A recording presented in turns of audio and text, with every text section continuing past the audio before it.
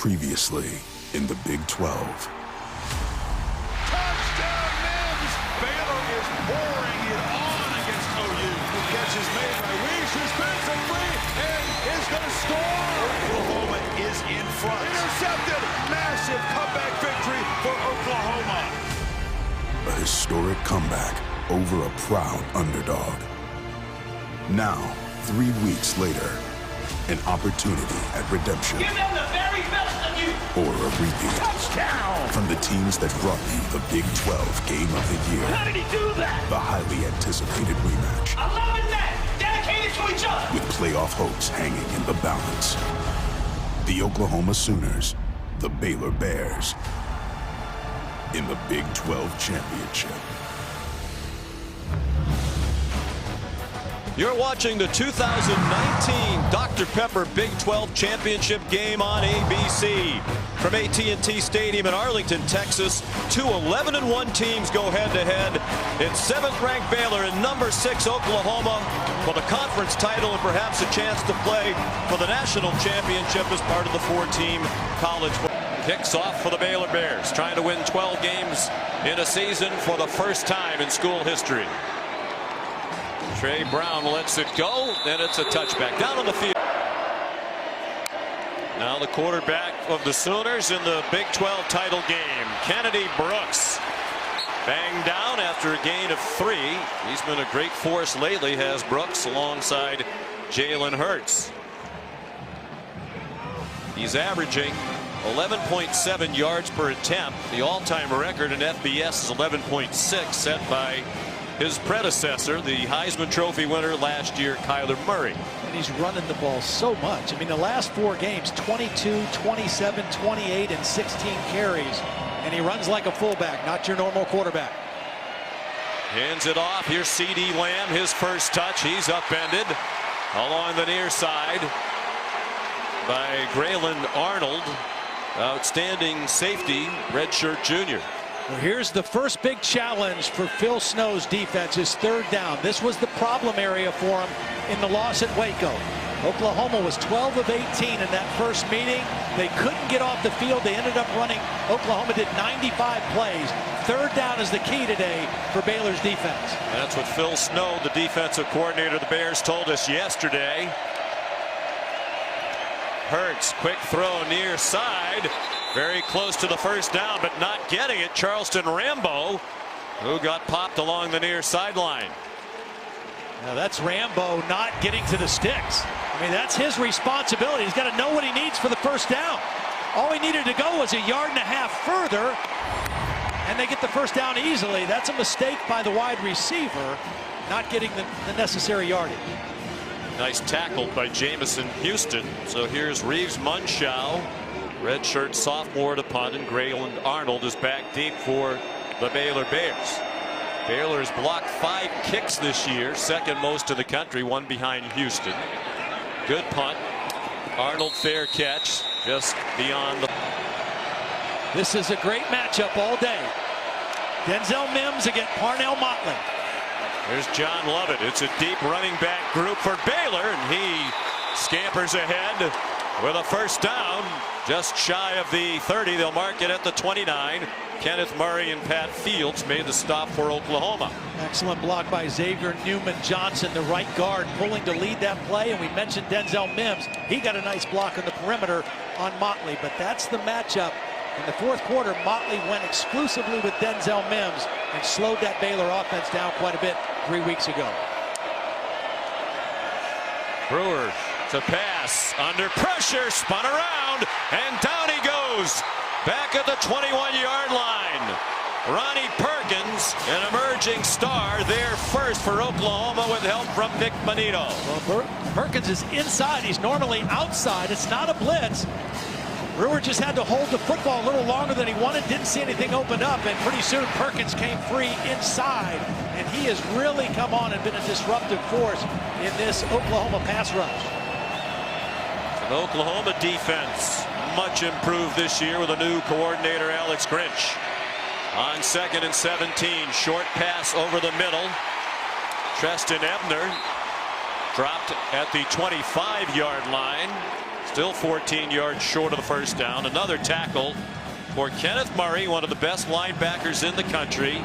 He was one of 12 semifinalists for the Buckus Award. Yeah, you'll say his name a lot today. I mean, he has got elite speed.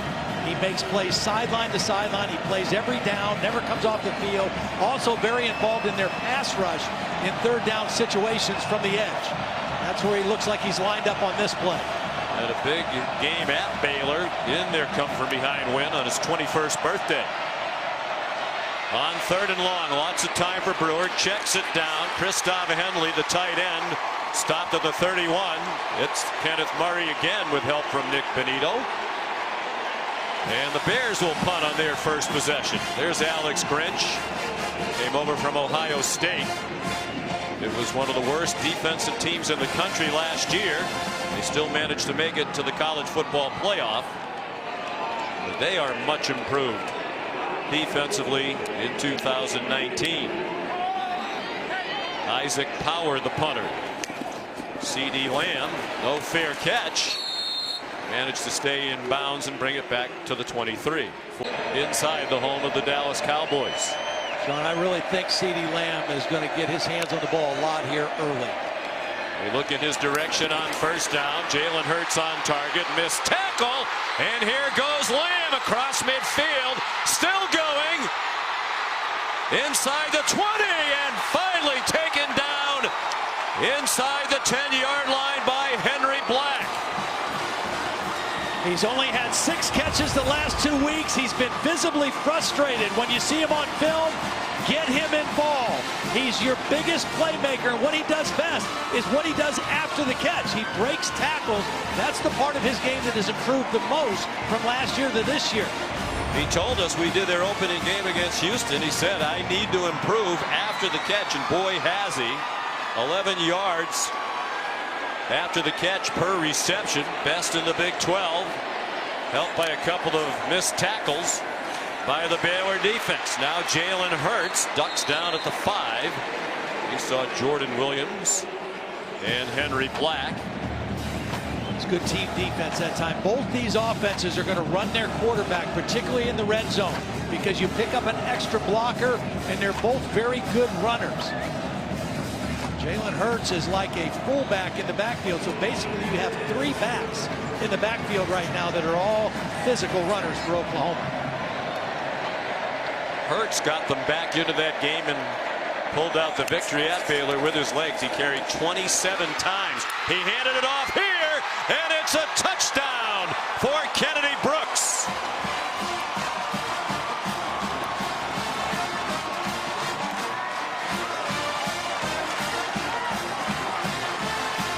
It's a zone read play, and James Lynch right here is going to come for the quarterback. And that's what Jalen's going to read. He's reading 93. He's coming for the quarterback. Give it to Kennedy Brooks, and an easy touchdown for Oklahoma to start the game. Huge hole created by that offensive line that brought back just one starter from last year, the center, Creed Humphrey. But it's been an improving group as the season has progressed. Gabe Burkich added the extra points. The extra point made it 7-0. 6-yard touchdown run by Brooks, set up by the 71-yard catch and run by C.D. Lamb.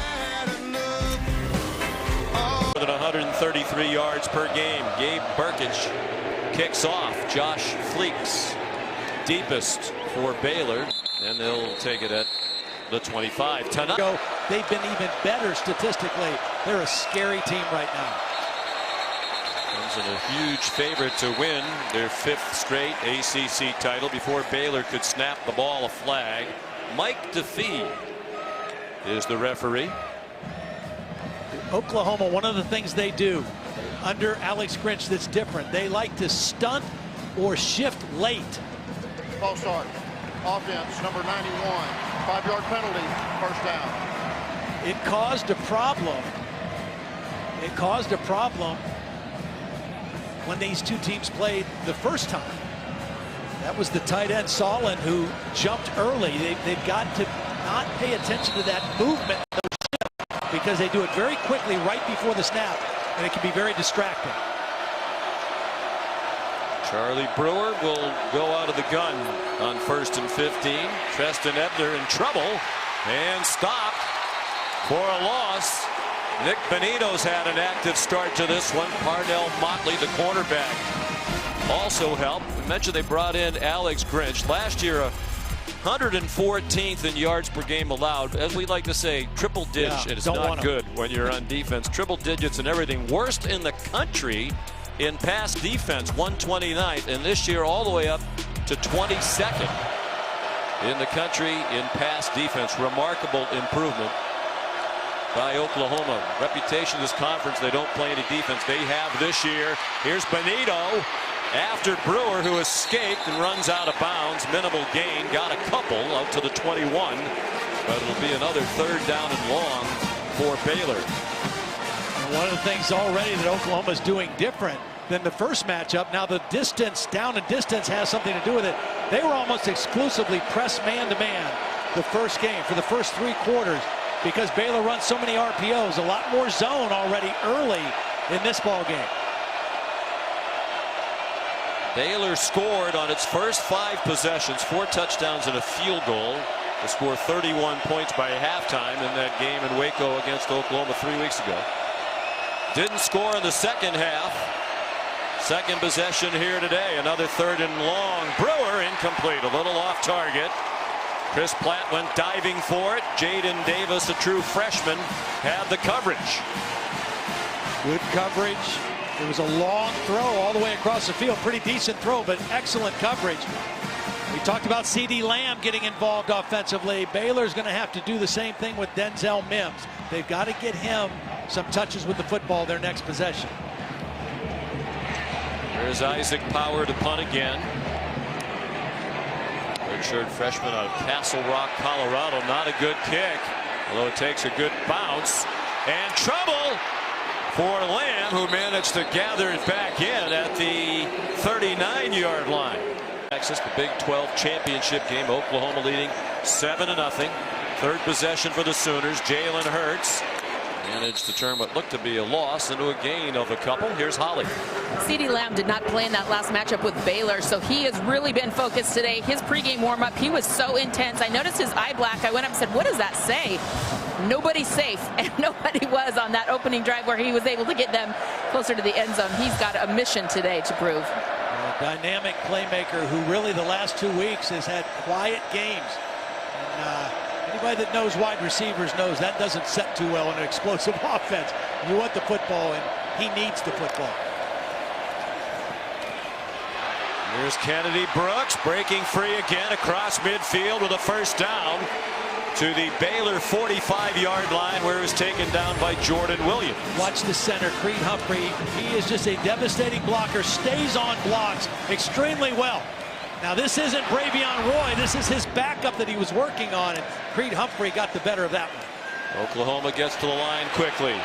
Hurts down the middle, open man. C.D. Lamb again inside the 20.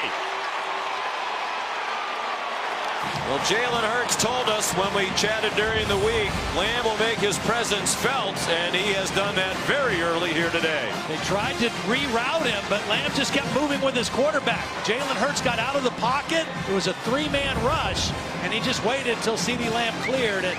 That connection, the 1-2 punch, number 1 to number 2, off to a great start. 26-yard gain. Hurts 3 for 3, already over 100. With the big play, the 71-yard connection on the last series. Brooks again swung down to the line by James Lockhart, 5th-year senior out of Venice, Texas, and a transfer from Texas A&M. You know, one of the best things that Baylor did throughout the game a couple weeks ago in Waco, they did not give up big plays. The biggest play in the game was a 32-yard run by Kennedy Brooks. They kept most of the plays in front of them. They just didn't do well on 3rd down. So far today, Oklahoma's already hit him with a couple explosive plays. 2 plays of 20-plus. That's 102 20-yard plays from scrimmage this year for Oklahoma, most in the country. It's C.D. Lamb, the receiver, lined up on the right. It's up for grabs for Rambo along the sideline, out of bounds, with Raleigh Tejada in coverage for Baylor. It's a good throw by Jalen Hurts over the outside shoulder. Tejada's just trying to work him to the sideline. Use the sideline as your teammate. Rambo goes up. And a good call. There's that right foot, the first foot down, clearly out of bounds.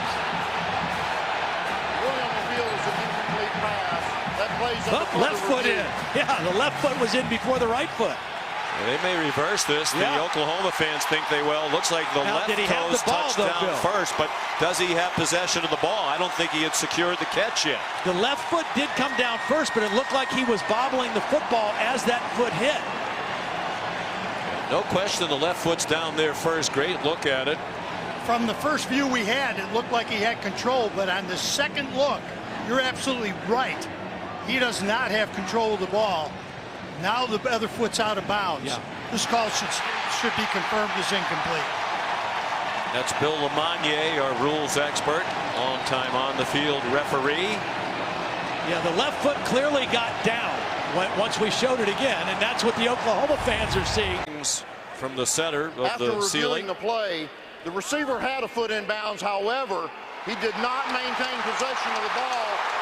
Incomplete pass, third down. The key to their comeback in Waco 3 weeks ago for Oklahoma, success on third down. 9 third down conversions. They're particularly adept in the second half.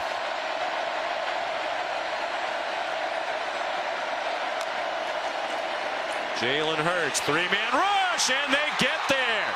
James Lockhart first. All three of them there, Lynch and Roy. That is their 21st sack this year when rushing only 3 men, by far the most in the country. Well, first of all, it takes 2 guys to block Roy. That's going to leave single blocking out here. Lockhart working on Proctor, and he gets there first. And those 3 defensive linemen, they're old, they're mature, they're all physical, and they are the strength of this Baylor defense. So here's Gabe Burkich, the only kicker in the country who hasn't missed a kick. Field goals and extra points combined. And the freshman is still perfect. 44-yarder. And Oklahoma has a 10-0 lead with 4:51 to go in the first quarter. Crew, delighted to have you with us for the start of this huge Saturday of college football. Short kick by Gabe Burkich after the penalty against Oklahoma. And it's going to give Baylor great field position. For Baylor, they have 1 first down. Run a total of 7 plays. The 8th is Brewer on the run. He really hurt Oklahoma early in that game in Waco 3 weeks ago when the Bears built the 28-3 lead. A lot of quarterback draw from Brewer in that one. A lot of quarterback draw, and then also just him going off schedule and running against man coverage. There was gaps that were left in the defense, and he was able to capitalize on. John Lovett, the running back. He gets the call, and he gets stopped for a loss. Pat Fields up from the secondary. This is just excellent safety work. Pat Fields, he's going to come and set the edge on the defense right there. His main job is to turn it inside. That's his responsibility, but he does more than that. He actually gets him to the ground. All 3 Baylor possessions, Sean, there's been negative yardage plays by this Oklahoma defense. This is no way to play if you're Baylor. 3rd and long. 3rd and 10. That's a little better than their 3rd down average. A blitz from deep. And the throw is incomplete. Valerian Turner-Yell came on the blitz. The pass intended for Tyquan Thornton. And it'll be 4th down and another Baylor punt. That was a heck of a blitz because Jermichael Hasty is their best pass protector. But watch this blitz take on the back. And this is a safety coming a full head of steam, runs right through the back and forces Brewer to leave the pocket. And then good coverage downfield by Trey Brown. Well, the Baylor folks thought it was pass interference against Brown. They might have had a point. Isaac Power, the punt, number 3. Georgia 4. Most believe if Georgia wins tonight, the top 4 will remain the top 4. Jalen Hurts to C.D. Lamb. And a gain of 2.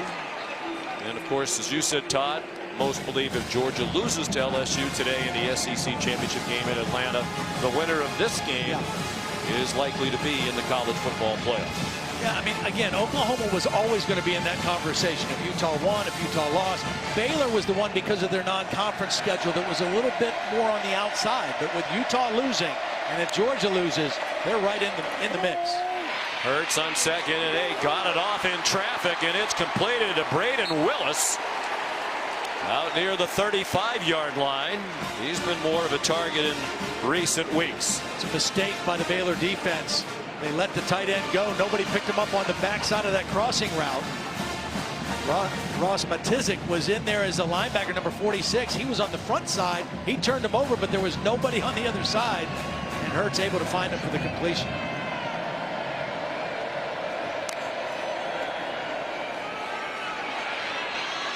Kennedy Brooks stopped at the line of scrimmage. And let's check in back in the studio with Cassidy Hubbard.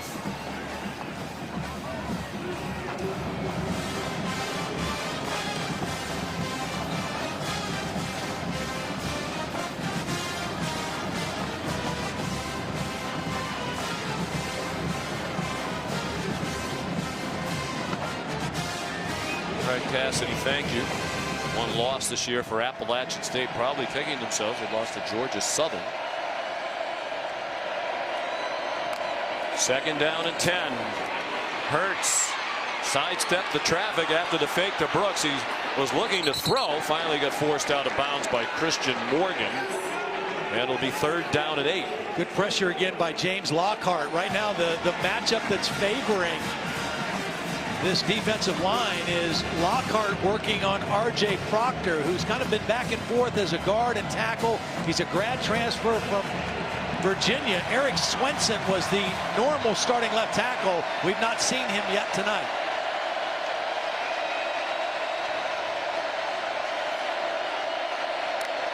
There's Swenson. Doesn't look like he's going to play anytime soon. Brooks on the run, and they convert on 3rd and 8. Flags are down in the center of the field. They're going to get Proctor for a hold on Lockhart. Again, that's the matchup right now that Baylor is taking advantage of.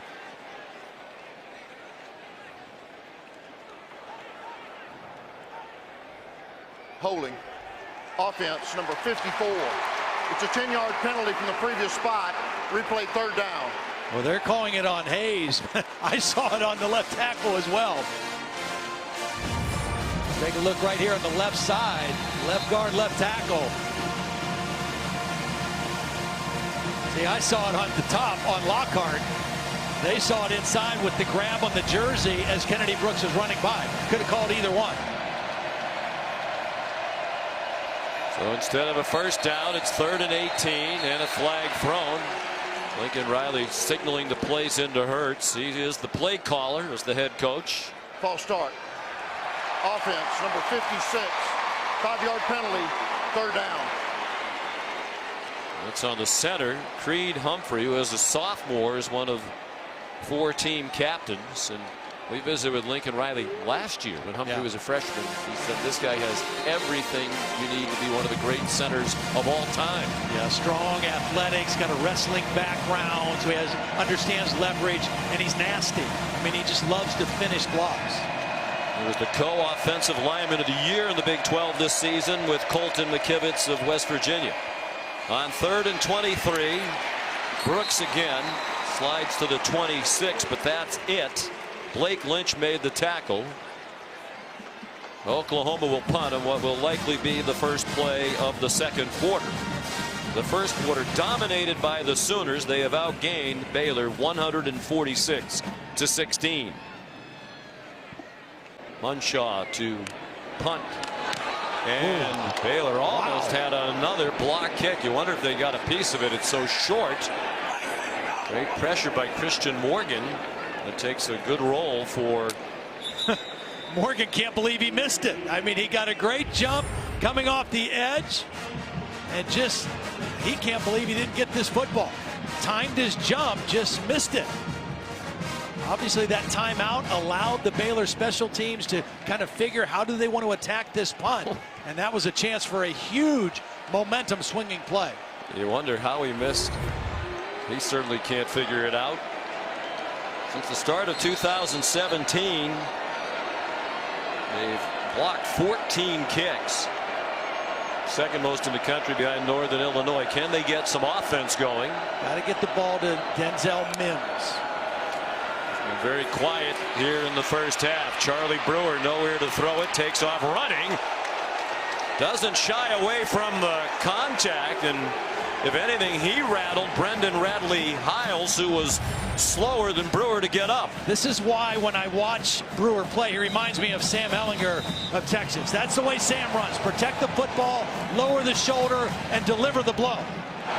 Now, he did get his bell rung a little bit a couple weeks ago when they had to take him out at the second half of the Texas game, and he only played a half a game against Kansas.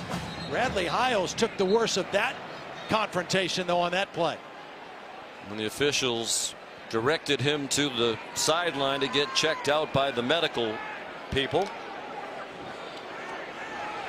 He's a key component of that improved defense. Was removed for observance of a potential head injury. Second down. Justin Broyles has come in for him, number 25. You know, that was a fierce collision, and this time and delay is probably good for Brewer also to make sure there's no cobwebs with him either. That was a violent hit in the middle of the field. Radley Hiles seemed to be answering the questions pretty adamantly as if he believes he's okay. Brewer's going to run again and does not get back to the line of scrimmage. K9 Kenneth Murray made the tackle. There's a collision again well after the play. The Oklahoma folks think it was incidental. Well, Khalil Keith is going to pull to lead on the quarterback, and he goes right by Kenneth Murray. He's going to pull. He's the lead blocker. Here's Murray. He goes right by the blocker and right into the backfield to get Murray or Brewer. Khalil Keith has to recognize the speed of Kenneth Murray on a play like that. Another negative yardage play for this much improved Oklahoma defense, and that guy right there is the big reason. Having a heck of a football game so far. Third down and 3. 2 minutes gone by second quarter. It's been all Oklahoma, leading 10-0. Brewer changing direction, running out of time, and Murray clubbed him to the ground back at the 32-yard line. And Brewer very slow getting up off the field right now. Oh boy. Definitely wobbly as he got up, and they'll need to put him through the evaluation. That's his family. Well, Murray was on the other side. He was going to cover the back, and as soon as he saw the quarterback scramble, you see that elite closing speed. I don't think it was the hit as much as it was hitting the ground. It looked like his head hit the ground pretty hard as he got taken down. Isaac Power, and a fair catch of his punt by C.D. Lamb. The new system, as much as anything else, French said it was about changing the attitude. Jalen Hurts over the middle and incomplete at the 45-yard line. Big play by Chris Miller to knock it away from Lee Morris. Chris Miller, when we talked to Phil Snow, he said, I love the way this guy plays. He plays so fast. Now, sometimes he plays a little reckless. He had 3 targeting fouls called on him this season, but he plays with a chip on his shoulder, and he plays 100 miles an hour, and he made a big play there. Because of the 3 targeting calls, he was suspended for their game at TCU. Part of the veteran defense. They have only one underclassman starter on the defense. Kennedy Brooks across the 39 with a yard to spare to pick up the first down. Well, again, at the 40. Creed Humphrey again in the right guard. Tyrese Robinson. It's a big offensive line. They took a while to gel. They lost 4 starters from a year ago. Playing their best football right now, particularly in the run blocking part. All 4 of those lost starters were drafted in the first 4 rounds of the NFL. Look out! Hurts hit from behind. Ball is loose, and it's picked up by Baylor. Now Bernard has the ball. James Lynch knocked it out. Now the question is it a fumble or a forward pass? He was trying to throw the football, but that ball came out right away. Heard the referee, Mike DeFee, say the ruling on the field, a fumble recovered by the defense. You can see Lynch winning his one-on-one against Ely. Jalen Hurts did not see the pressure coming. He was loading up to throw the football. Question is that a fumble? Let's bring in Bill Lamagnier. You know, that what they've got to look at is if the arm's going forward with control, doesn't matter, sidearm, underarm, it's a pass. But what that hit knocked the ball loose, and it was more of a push forward. So this is a fumble. Good call on the field, and it should be confirmed by replay. Yeah, I think you're right. And that's been the only negative with Jalen Hurts this year as the starter at Oklahoma, is putting the ball on the ground. If this holds, that would be his 6th fumble of the season. 6th lost fumble. He's put it on the ground more than that.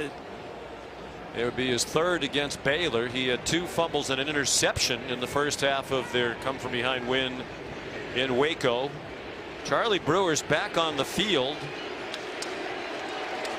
And he got a pat on the head there from Mike DeFee, who I think just wanted to make sure he's all right. We'll bring in Holly Rowe in just a moment, because it definitely looked like he was wobbly when he first got up from that big hit from Kenneth Murray in their last possession. Treston Ebner nowhere to go, and down for a 1-yard loss. Let's send you down to the field. Here's Holly. Charlie Brewer came off to the sideline, and athletic training staff asked him some questions, talked to him as he sat on the bench, gave him some hydration. Matt Rule came over, talked to him briefly, but everybody that asked him, he talked to, he said, I'm fine. I'm fine. He wanted to run right back out there. As soon as that fumble happened, he popped up, grabbed his helmet, and ran right back out. He's told everyone he's okay. Brendan Radley-Hiles has also returned to the Oklahoma defense. Mims again, got to get him the football. Short set by Brewer and a short completion to R.J. Sneed. You know, you just feel like Baylor has to take advantage of this. The turnover, the field position. They've got to find a way to get some points on the board. Oklahoma offense is so explosive. You've got to capitalize when you turn them over. 29th takeaway for the Baylor defense. 5th in the nation in turnover margin, now at plus 13. Only FAU, Alabama, San Diego State, and Notre Dame better in turnover margin than these Baylor Bears, who were 1-11 2 seasons ago, now 11-1, trying to win the conference title. Brewer down the middle, short of his intended target, Josh Fleeks. And they're going to go for it. This is 4-down territory. That time they had Mims working on a different defender. Nope, they changed their mind. They had him on Trey Brown, and they might have been able to get him the football there. Charlie Brewer was going for the deep throw downfield, and I think that's what Matt Rule's telling him. They had the first down if he throws the ball to Mims. There's John Mayers, made a lot of clutch kicks as a redshirt freshman. 13 out of 16 this season. They've won several close games, and Mayers has been a big factor in those wins. And that one just sneaks inside the right upright from 44 yards. So easily reachable by Carr or the fan bases of these two schools. Noah Rauschenberg the kickoff. Here comes Trey Brown. And he does not reach the 20. Well, Baylor is 0 for 5 on 3rd down, still trying to find a way to get the ball to Mims. He's going to run a little out, and there's a seam route by Fleek. Now, what's going to happen is this linebacker is going to drop underneath Mims, and that's why Charlie Brewer came off of that read. But then he had a chance for a touchdown, just underthrew it. If he throws this ball to the goal line, it's a touchdown, and that's what Matt Rule was so upset. He said, we can't miss these opportunities. You had a touchdown there. You got to take advantage of it. They got 3, but they really wanted 7. There's Jalen Hurts, 5 out of 7 passing for 120. Takes off running. He's averaged 101 yards per game rushing this year for Oklahoma, and he got 6 on that carry. Quarterback draw, gain an extra blocker because you fake it to Kennedy Brooks, then he goes into the hole and leads the play. Jalen's mom, Pamela, here. Remarkable what has transpired in 1 year for Jalen Hurts. As Holly mentioned, he came off the bench with Alabama down in the SEC title game against Georgia by a touchdown in the 4th quarter. Led them to 2 touchdowns to win the game. Ravion Roy swings down Kennedy Brooks. Wow, what a play by Roy. He's working against Creed Humphrey. But watch how quick this 6'1", 333-pound guy is. He gets skinny. He goes right between the center of the guard into the backfield. He is the anchor of this Baylor defense. He is a handful because of his quickness and power. Perhaps now some chance for momentum for Baylor. Neither team has converted a third down. Oklahoma's been better on the first 2 downs. Hurts trying to set up the block, and he patiently weaved his way near a first down. Now the head linesman John Braun is going to bring the ball back a little bit, but it looks like he has it on or beyond that yellow line and likely to be a first down. Such a physical player. I mean, he runs like a fullback. You know, he's a 218, 220-pound kid. And he's not going to slide very often, especially when he knows he's trying to fight for a first down. And I think that he lowered that head and got what he needed. We talk about his journey.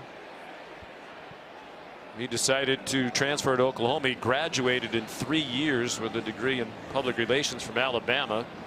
Chose Oklahoma.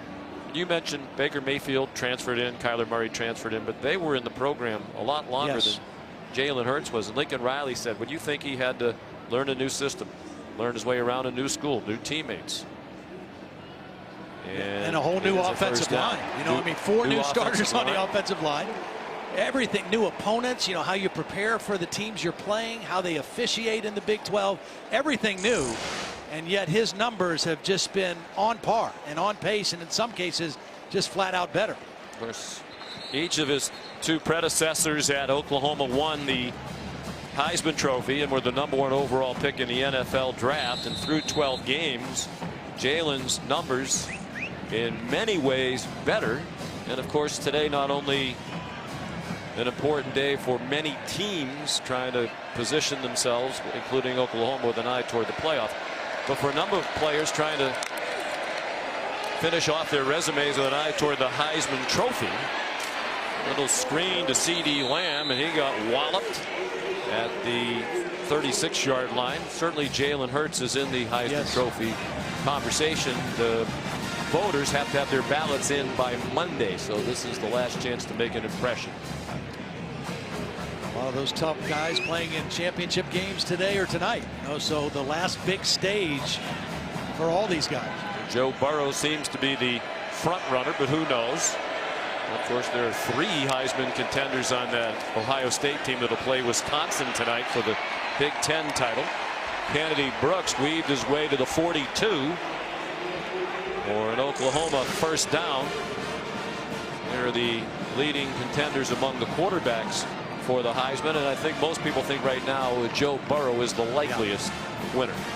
The most amazing thing to me about that, the numbers are ridiculous for all 3. All 3 transferred from the school they started at to a new school, and in this year having those kind of years. I mean, Joe Burrow's been at LSU 2 years.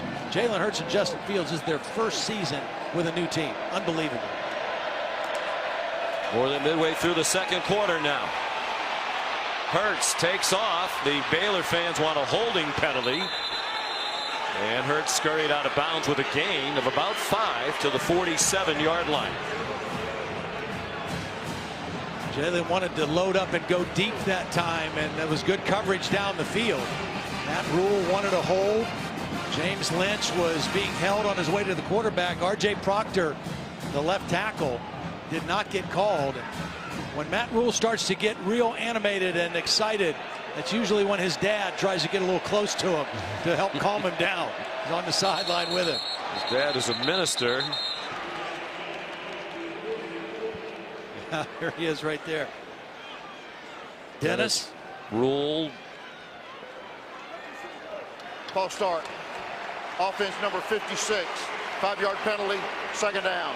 He said, Matt told us, I notice when I get more agitated with referees and my language starts to change, that's generally when my dad gets closer to me along the sideline. It doesn't say anything, it just gets in his vision where he can see him. That's all it takes. Well, Dennis raised quite a son, Matt Rule, about as likable a college football coach as you'll ever come across. very honest. He told a lot of these recruits when he first got to Baylor, I don't know what the future is going to be, but we're going to win eventually.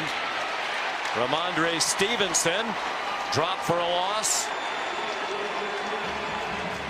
Really nice play by Blake Lynch. Blake Lynch was the outside linebacker setting the edge of the defense. And when you say that, that means you've got to keep your outside arm free and not let anything get outside. You've got to force everything back inside.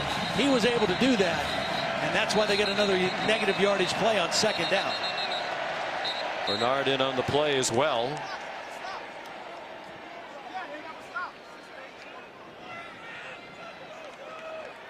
Well, so far in this ball game,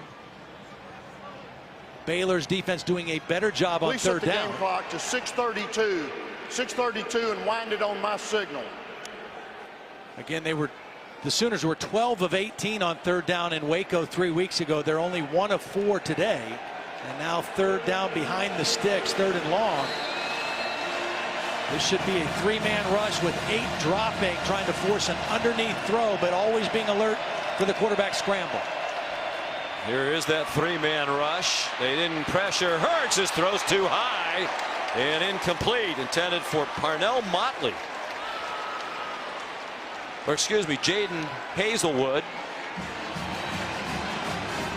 And a big hit at the end of that incompletion by Terrell Bernard, the middle linebacker, who was dropped very deep in coverage. Rush 3. You trust these 3 defensive linemen to create pressure. There's a hit by Bernard after the high throw, incomplete. Reeves Munshaw on the punt for the 3rd time. And a false start here against Oklahoma. False start. Kicking team number 6. 5-yard penalty, 4th down. Charlie Brewer hurrying to the locker room. The 5th penalty now on Oklahoma in the ball game. 40 yards worth. Only 1 penalty for Baylor. Munshaw took over for Austin Seibert, who handled all of the punting, place kicking, kickoffs the last 4 years for Oklahoma. This was a question mark at the start of the year, but Munshaw has been phenomenal in the word of Lincoln Riley.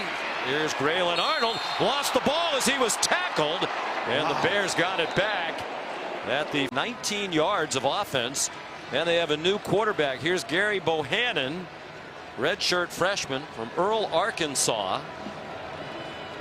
We saw Charlie Brewer run to the locker room, and we have not seen him back on the sideline yet. Bohannon, experienced backup. They've used him in a lot of situations near the goal line, almost as a wildcat quarterback. He comes out throwing, and it's incomplete. Intended for Christoph Henley. Here's Holly. Well, guys, Charlie Brewer got up and was unsteady walking to the sideline. He told everybody he was fine. He was briefly examined by athletic training staff and went back and played. But Mike DeFee, the head umpire of this crew, went to Matt Rule and said, I think we need to take another look at this kid. They have done more evaluation on the sideline. They have now taken him into the locker room for further head evaluation. All right, Holly, thanks. That's smart. I mean, it's definitely smart to be safe in this case. Especially given that he was clearly staggering when he got up off the field.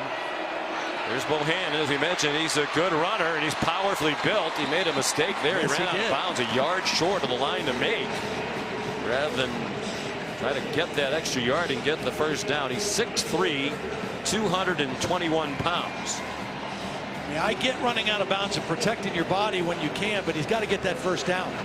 Now, the good news for Baylor, he played half the game last week against Kansas and almost the entire 4th quarter against Texas. So he's played in some critical moments, particularly in that Texas game. Hands it off. Good hole for John Lovett.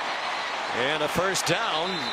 Will they give him that extra yardage? It appears they will. They're going to mark it at the 41, so he wasn't down on the original contact. Really nice block by Connor Galvin. Watch number 76, the left tackle, just collapse this side of the Oklahoma defense. That time they caught Oklahoma in a late stunt, and it played into their favor. Oklahoma doing a lot of movement with their front. It's been effective. That time it hurt them.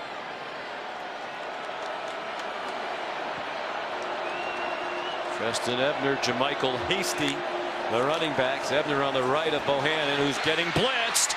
Got it away to Jamichael Hasty, but it's for a loss. Brendan Radley-Hiles came on the blitz. And he's limping as he gets up, and he's going to head back to the sideline. Looked like they were checking him for a possible concussion earlier. Boy, how many tackles for loss from this Oklahoma defense in the first half? I mean, that's been the story of the half for them. That's 6 now. Tackles behind the line of scrimmage, putting Baylor behind the chains. 2nd down and long here for the backup quarterback, Gary Bohannon. Under 4.5 minutes to go until halftime. Time for Bohannon, short throw, and it's dropped by Josh Fleeks. And still no catches or even targets for Denzel Mims, and that can't continue. I mean, you're in the game, you're down 7. He's your best receiver, your biggest mismatch in your favor, and you've not even gotten the football near him yet. He caught 61 passes in the regular season. First team all Big 12. In the last 3 games against Oklahoma, he had 28 combined catches. 6 in the regular season meeting 3 weeks ago, and 11 in each of the 2 before that. Bohannon down the middle, almost intercepted. Trying to get it to Mims. Trey Brown dropped back into coverage and went off his fingertips. And this is cover 2, so the corners underneath, the safeties coming over the top. Another zone coverage, and well played by Trey Brown. Just nowhere to put that football, even though they tried to get it to Denzel that play. We mentioned Baylor scored 31 points in the first half against Oklahoma in Waco 3 weeks ago. Didn't score in the second half. They have just 3 points and 33 yards of offense against Oklahoma today. Isaac Powers punt, a fair catch by CeeDee Lamb. Giveaway when I was in college, back when dinosaurs roamed the earth. After a fast start, a stagnant offense lately for Oklahoma, and that continues as Jalen Hurts throws an interception. Picked off by Jordan Williams. Second turnover committed by Hurts here in this first half. Well, Lee Morris was the intended receiver, but watch number 84. He's going to slip and fall down. And when he gets back up, the underneath coverage was able to get in front of the throw and make the interception. Jordan Williams. That play didn't have a chance from the beginning because of the slip by Lee Morris. And again, this Baylor defense doing what they've done all year, taking the football away from opponents. Immediate helmet sticker. 3rd interception of the season for the 5th-year senior from Paris, Texas. Jordan Williams, one of those guys who was here during the dark and ugly days a few years ago, who elected to stay. He's being rewarded with an appearance in the championship game. Bohannon in trouble, sacked, and the ball comes popping out. I believe Mike DeFee's blowing the play dead, and he is. Ruling on the field was that the runner was down by contact. Down by contact, 2nd down. This is just a play that Bohannon cannot make. You get the turnover. You've got great field position. Throw the football away. Look how loose he is with the football, too. I mean, he's very lucky that they're going to call this down, but even that, you can't take a loss of yardage play in this situation. You've got momentum, you've got field position, you've got your 2nd turnover, and now another negative yardage play in your 2nd and long. Can't do that. Which takes them back to the edge of field goal range. Still no sign of Charlie Brewer, so the backup Gary Bohannon continues. That pass over the middle, batted down by Kenneth Murray. Trying to get the ball to Denzel Mims. He was going to be open against the zone defense. Bohannon just didn't put enough air under it. And the ever-present Kenneth Murray able to get a hand on it.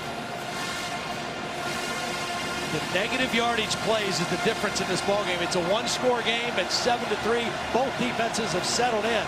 But 7 negative yardage plays for Oklahoma. The difference in the ballgame.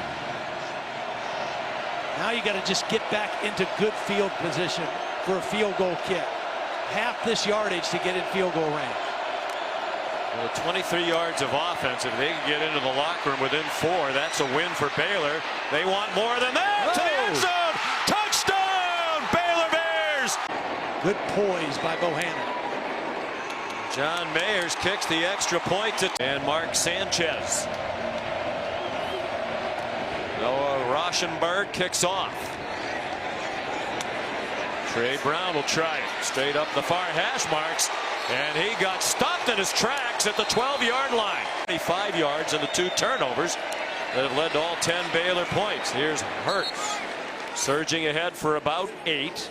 Still plenty of time left, 2:45 and 3 timeouts left for each team. You know, one thing that Baylor does with this 3-man front that I don't think I've seen anybody do this year, at least in games we've covered. Those 3 guys up front, a lot of times they'll all be standing up. They'll have 11 players in a 2-point stance. Nobody with their hand on the ground, kind of moving around, showing different looks. Not all the time, but occasionally you'll see all 11 guys in a stand-up position. Gini Obanaya, as you saw, just came in for Bravion Roy. And there's the sack from James Lynch. One of the 5 finalists for the Ted Hendricks Award as the best defensive end in the country. Just named the Big 12 Defensive Player of the Year earlier this week. Well, he just does a great job of using leverage, getting low, lowering that shoulder underneath Adrian Ely, the right tackle, and then using that power to get to the quarterback. He's a powerful guy, but Phil Snow said he's got a lot of finesse to him, too. That was a finesse move on that rush. He was the first recruit Matt Rule went to see when he became the head coach of the Baylor Bears. With the program in disarray in Waco. They rush 3 again on 3rd down and 9, and still Hurts forced to move. Now help comes on the rush, and he has to throw it away. And it was Lynch again. It's a 3-man rush. You think, well, we have 5 blockers. We should be okay. First, Lockhart is going to force Hurts to feel uncomfortable. So he leaves the pocket, and there's Lynch to chase him and not allow him to square his hips to make an accurate throw, and he has to throw the football away. This defensive front for Baylor is the strength of the team. He's the all-time sack leader at Baylor. There's Reeves Munchau on the punt. For as bad as it's been on offense for the Bears here in the first half, they have an excellent chance to grab the lead. They've gotten over the hump on both of those today. No Trey Brown at cornerback, injured on the last kickoff return. Gary Bohannon, we mentioned he's an adept runner. He got to the Oklahoma 45-yard line. It's the freshman Jaden Davis. Not ready. They lined up quick, went quarterback sneak to get the first down. Right now, Baylor's got the momentum. They've got 3 timeouts, a minute left. They're going to get the ball to start the 3rd quarter. Can you imagine if they could go into the locker room leading the way this game started? They have 69 yards of offense, now 70 as the official stats monitor is updated. Plenty of time for Bohannon, throws it into a crowd. That had no chance. That time perhaps trying to force it into Mims to get him involved in the action. See, I think it's hard throwing it to him down the field. I think they got to throw a tunnel screen to him or get it to him on a reverse, something where he can touch the football, because right now down the field, Parnell Motley is kind of owning it. He's doing a great job, and he's taking on that challenge of covering the best receiver. 44 seconds to go in the half. The game tied at 10. The Big 12 championship game. Bohannon pulls it down and gets pulled down. Good tackle by Jalen Redmond. Talented redshirt freshman who's been questionable all week with an undisclosed medical issue. It's not related to blood clotting issues that he had in the past. 3rd down and 11. Pressure brought by Oklahoma. The backup quarterback Bohannon just throws it straight up in the air, and it is caught by Tyquan Thornton. Sean, this is a case of a freshman cornerback, Jaden Davis, who has no idea the ball's in the air or how to make a play on the ball. That ball was thrown up for grabs. I mean, it looked like a punt. Baylor takes their 2nd timeout. 1st and 10 at the 11. 1 timeout left in the half now for Baylor. Dominated for much of the half, but poised to take the lead. Can't take a sack. Bohannon. Can't take a sack. Boy, he has made some plays that have not looked very pretty, but they've been effective, and that time it was effective just to get the ball away. You're in a good situation here to take the lead at the end of the half. You got 23 seconds, you're in field goal range, and you've got that one timeout in your back pocket. What you want to try to save so you don't have to run your field goal kicking team out in a hurry-up situation. It was 3 for 9, but he threw the touchdown pass to Thornton. His second career touchdown pass. He's a redshirt freshman. 2nd and 10. Play fake to the end zone. Broken up. Intended for R.J. Sneed. And Delarian Turner-Yell had coverage. Great play by Turner-Yell. I mean, that was a good throw, and I thought it was going to be a touchdown. It's single coverage. There's a blitz coming from the secondary, and a beautiful play by Turner-Yell getting a hand around and knocking the ball out.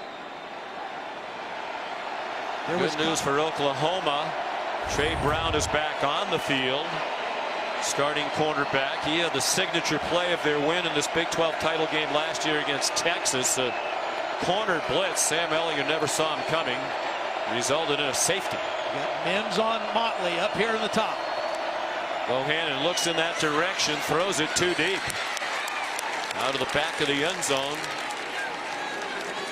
And they'll send the field goal team on to try to take the lead for the first time with 12 seconds to go in the first half. Really good situational defense by the Sooners that time. They had their backs against the wall. They gave up the big play, and then they buckled down in the red zone. Got a nice play by Turner-Yell on 2nd down, and then Motley doing his thing on 3rd down to force a field goal instead of giving up a touchdown. Now the redshirt freshman Mayers, who connected earlier from 44. This is a 28-yarder for the lead. And what a year he had. Extended period of scandal. And boy, if they dug out of that a lot faster than most thought was possible. Charleston Rambo back for this kickoff after Brown was injured on the kickoff return not long ago. Rambo reported that Brewer had to go for more evaluation. We haven't seen him since. And that's the biggest story of the second half. Once we find out what the deal is with Charlie Brewer, that will dictate how Baylor tries to play. In half, Gabe Burkich, the redshirt freshman, kicks off. And it's a touchback. A moment ago, Holly minus 0.3 yards per play on 1st down. And right on cue, Josh Fleeks dropped for a loss by Delarian Turner-Yell. Well, they've and now they've got to figure out how to do it in spite of their offense. Bohannon elected to keep it. And as he turned the corner, he got hit hard by Pat Fields. Not the biggest defensive back in the country at 5'11", 192, but he's delivered a couple of big hits. Another 3rd down and long situation. Both teams struggled on 3rd down in that first half, mainly because of long yardage situations. So now your backup quarterback with a very difficult 3rd down play pretty far back in his own territory. He's got to be smart with the football here. Gary Bohannon played in 8 games in the regular season. In relief of Charlie Brewer. Forced backwards, throws it over the middle dangerously again, and it's batted away by Trey Brown. There is a flag down. Neville Gallimore had good pressure on Bohannon. Holding. Offense number 55. That penalties decline. 4th down. Well, they got the call on the right guard. Watch as the stunt comes in here. That's where the holding's going to be called on Xavier Newman-Johnson. He reaches out and grabs. Gallimore's the guy that got the pressure, and such a dangerous throw. Just said you got to be smart with the ball. That was not a very smart decision by Bohannon, but he got away with it. He's gone away with a few in his limited time in this game. Isaac Power will punt. Got the feeling if Bohannon continues to throw it up for grabs, it's just a matter of time before it hurts Baylor. The bench. It was on 3rd down and 20. The first play of the second half for Oklahoma. Kennedy Brooks around the corner and out of bounds with a gain of 4. You know, the MO for this Oklahoma offense down the stretch has been to really rely on the running game between Kennedy Brooks and Jalen Hurts. You wonder if in this second half they're going to try to get that established a little more effectively, see if they can wear down this Baylor defense. Jalen Hurts Sidestepped the rush, throws on the run, open man. Charleston Rambo taken out of bounds. But with a first down for Oklahoma in the Baylor territory at the 46. Beautiful job by Hurts eluding the pressure. They had Lockhart working on a running back on that protection, and Hurts alertly saw it and was able to slip in around it to get protection. Hurts checks it down to Kennedy Brooks. And he is stopped at the 42. Here's Holly. A developing story for this Oklahoma offensive line. They are without their right tackle, Adrian Ely, who I saw go to the locker room just before the half limping. He has been battling a knee injury. So in comes Eric Swenson, number 77 at right tackle. He's been banged up as well, hasn't played the last 2 weeks. But they are really running out of guys on this front for Oklahoma right now. R.J. Proctor playing left tackle today, largely because Swenson couldn't go at the start. At least they didn't want to play him. He's had a shoulder injury reportedly. Jalen Hurts stopped at the 40-yard line. It'll be 3rd down and 4.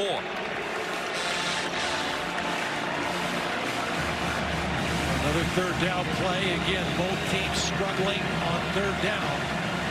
Baylor 3 of 11. Oklahoma 1 for 6 so far in the ball game. That was the one area Phil Snow said we have to be better. So far they have been.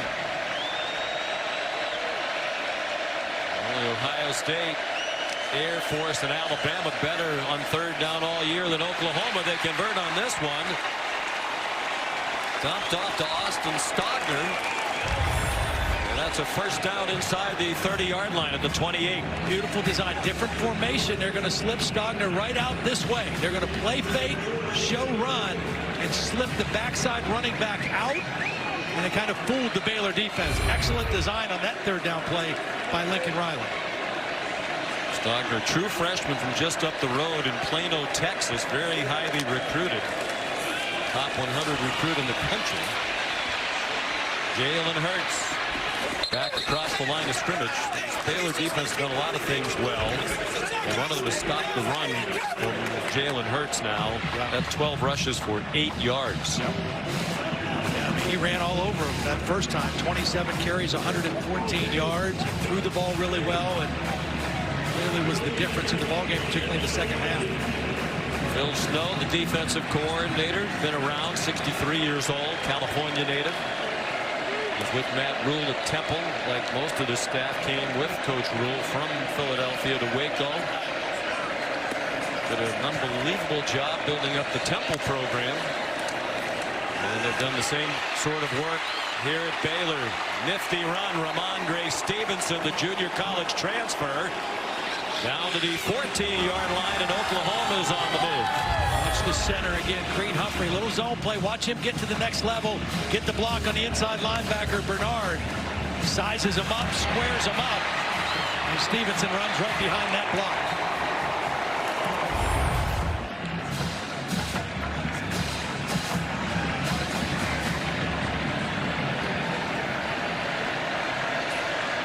Lamb at the top up here. Hurts looked in that direction, forced to pull it down. Some quick pressure. Chidi Obanaya. And Blake Lynch made the tackle after a short gain.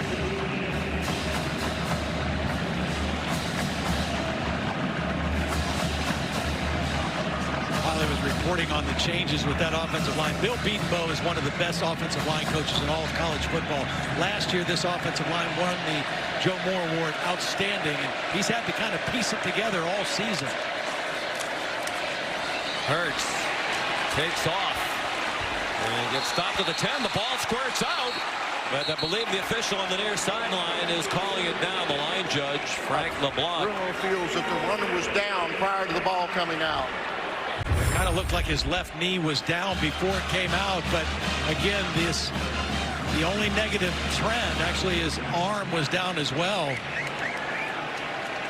But putting the ball on the ground, just for Jalen Hurts, that's just been too much this year.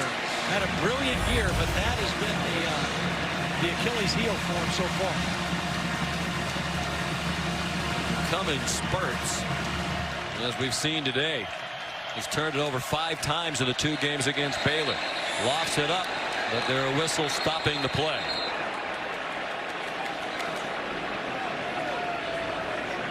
prior to the snap. Oklahoma takes their first time out of the half. With a nice drive underway. 10th play of the drive and a big one when we come back.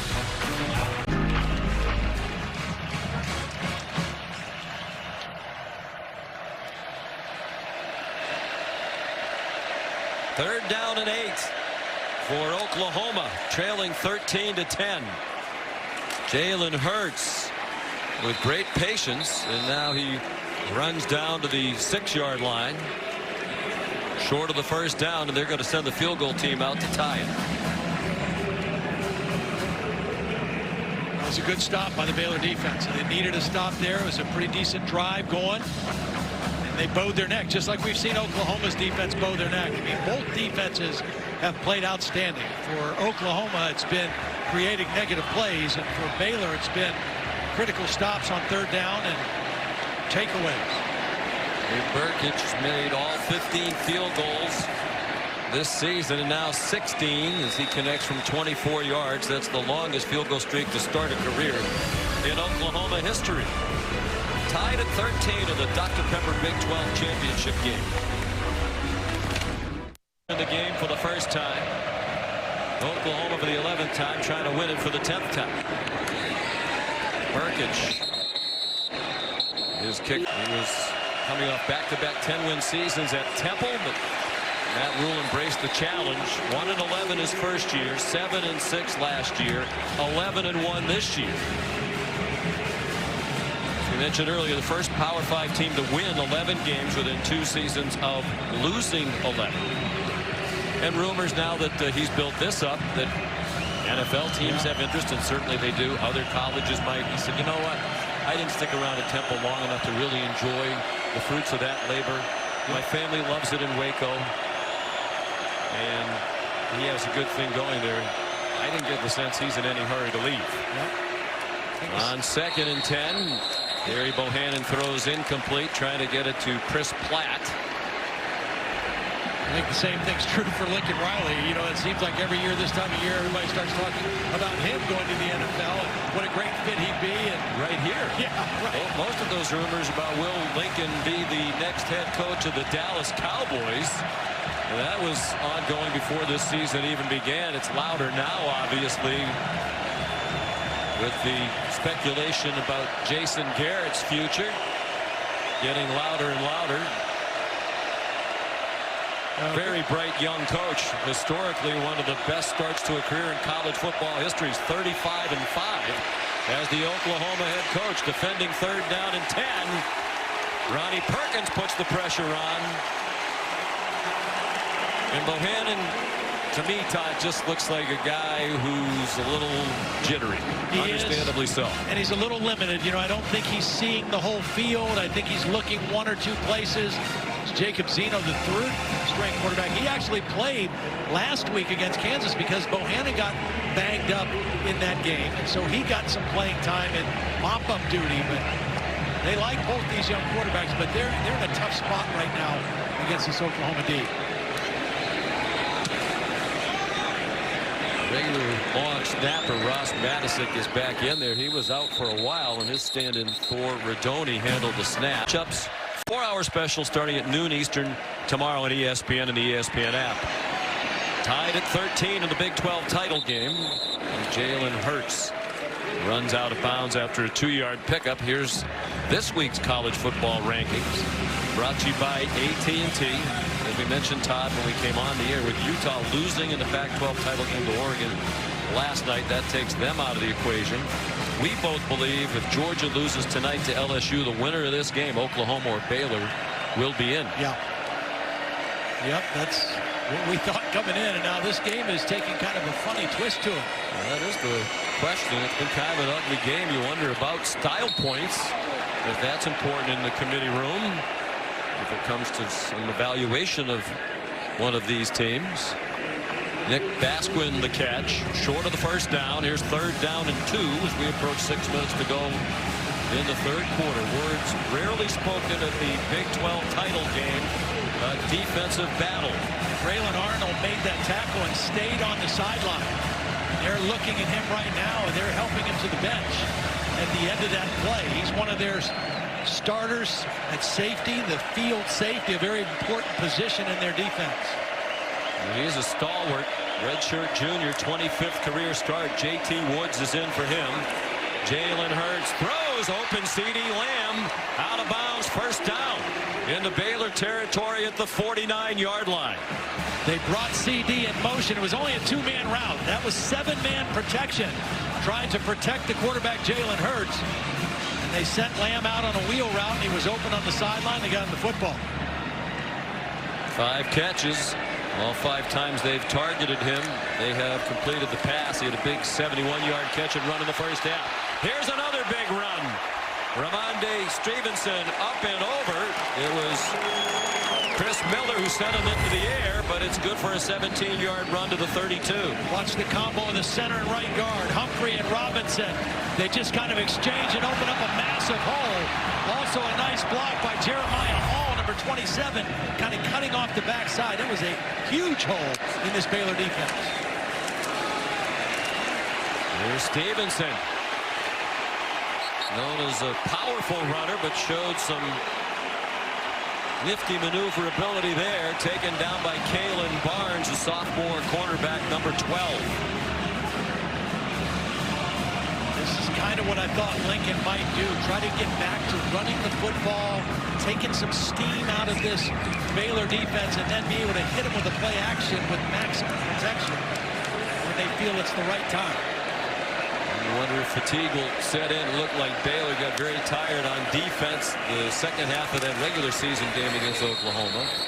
They've been on the field for about 10 minutes more than the Oklahoma defense here today. Stevenson, the ball carrier again, to the 20-yard line. Well, that's one of the things Phil Snow told us yesterday. He said, you know, the one thing that we're doing better now is we're rotating our defensive people more, especially our linemen. Those guys played upwards of 75 plays in that first game because we couldn't get off the field on third down, and we did wear down, especially our big guys up front, so we have to rotate. And so they've been doing that tonight. They've been trying to keep those starting 3, Lynch, Roy, and Lockhart, fresh as they possibly can. Kennedy Brooks back in at running back. Design run, it seemed, for Hurts. Broke one tackle, but couldn't break free from the ankle tackle of Chidi Obanaya. TJ Franklin, one of those subs, the true freshman out of Temple, Texas, was the first guy to slow him up, and a nice move into the backfield to bring up another third down situation.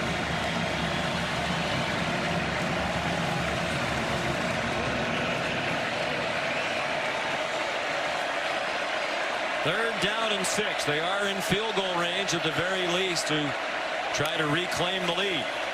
They bring pressure, does Phil Snow. Hurts to the end zone, and it is caught! A twisting catch by Nick Basquin, and Oklahoma goes back on top. Lincoln Riley took advantage of the injury to Graylin Arnold. He was working on J.T. Woods. This is the new guy in the game. Woods is in. They go single coverage. Little slot fade over the outside shoulder. They found the matchup they wanted with the substitution, and they went after it for the touchdown.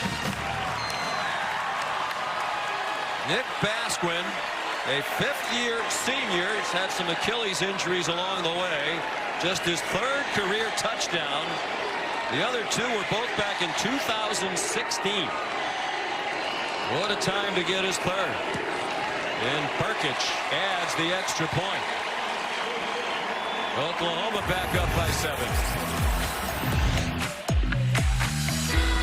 First touchdown catch of the day, or pass of the day rather, from Jalen Hurts.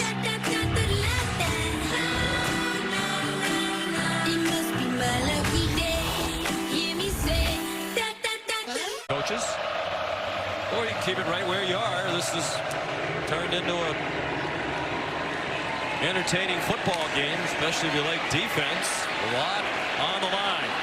Jermichael Hasty brings the kickoff back for Baylor across the 30. Here's Cassidy Hubbard.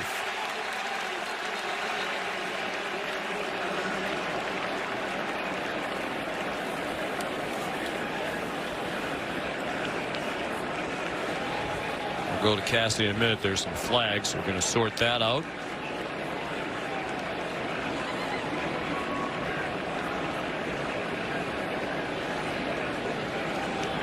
Didn't Mike DeFee used to be your workout partner? Yeah. Used to train with him. So. Grab the curl bar. After the play, personal foul, necessary roughness. Return team number 35. 15-yard penalty from the dead ball spot. First down. Tristan Slinker. Now here's Cassidy Hubbard. And how about that, Todd? Lane Kiffin widely reported to be heading to Ole Miss. Lane, the one thing about it, he's kind of been a lightning rod for a lot of things, but he is a good football coach and as good a play caller offensively as there is in college football. It'll certainly make things even more interesting in the SEC West. Here's Gary Bohannon. Have to find some offense, right? I mean, they got to figure out something they can do with this guy at quarterback. That's probably their best first down play they've had all game. They've got to find some things that he can do, that he can be comfortable with, and try to get themselves in some third down situations where it's 4 yards or less. Because he's not going to be able to make the plays you need consistently on 3rd and 7, 8, 9, 10. You got 4 on the run. He used him a lot as a runner this year. He handed it off to JaMycal Hasty. And that's a first down. They had just 1 yard of offense in this quarter. Prior to this possession, that's a 13-yard run for Hasty, another fifth-year senior. Well, watch this, man. He's just going to get up the field too far. And Hasty's going to slip right inside of him. There's nobody blocking him. And then Kenneth Murray, who doesn't miss many tackles, took a bad angle and missed it. By his hair, which is legal. Crowd's just seeing that replay now and responding to it. Another negative yardage play on first down. Hasty tackled more conventionally that time by David Ogwebo. You're just joining us. Charlie Brewer, the starting quarterback for Baylor, left the game in the first half. Took a hard hit from Kenneth Murray. His helmet head slammed off the turf. He actually returned to the game briefly, even though it was clear he was wobbly when he got up from that hit. Taken for further evaluation and has not returned since. Bohannon tackled around the legs by Kenneth Murray. Todd, I do think the Baylor people at the end of the game are going to have to answer some questions about why Brewer went back into the game so quickly.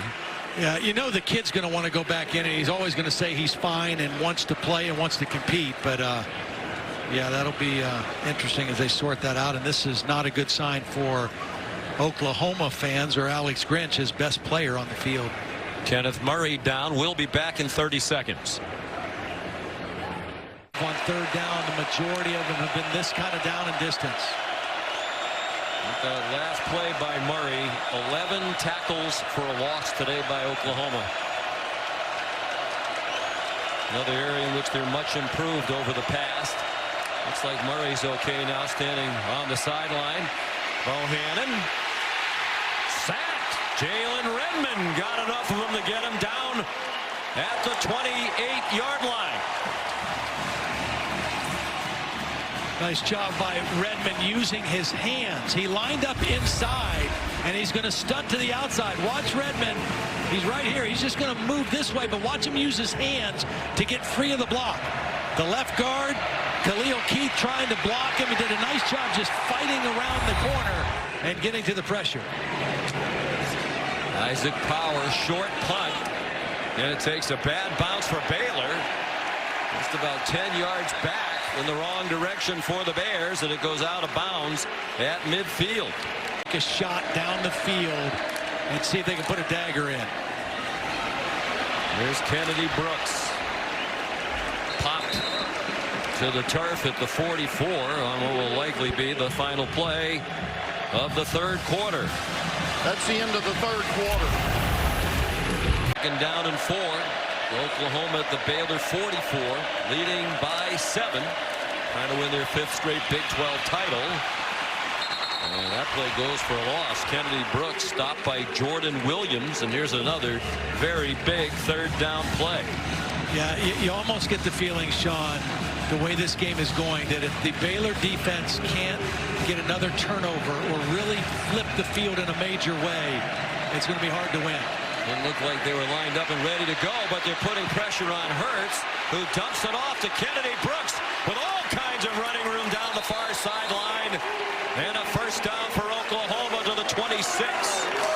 It's a beautiful job by Hurts, buying more time, just patiently stepping away from Lockhart. Lockhart's going to get inside pressure, and Hurts doesn't panic, just kind of drifts away and then finds his dump off to Kennedy Brooks. 19-yard gain.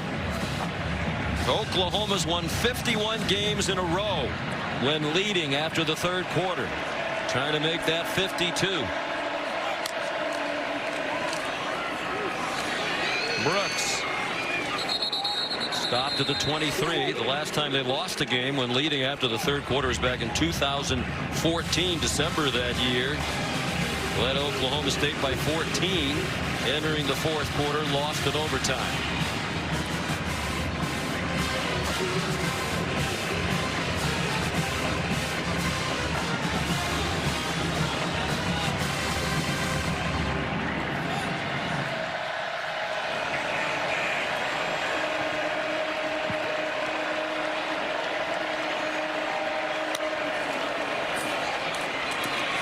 Hurts could not sidestep the traffic behind the line of scrimmage. Dropped for a loss of 1.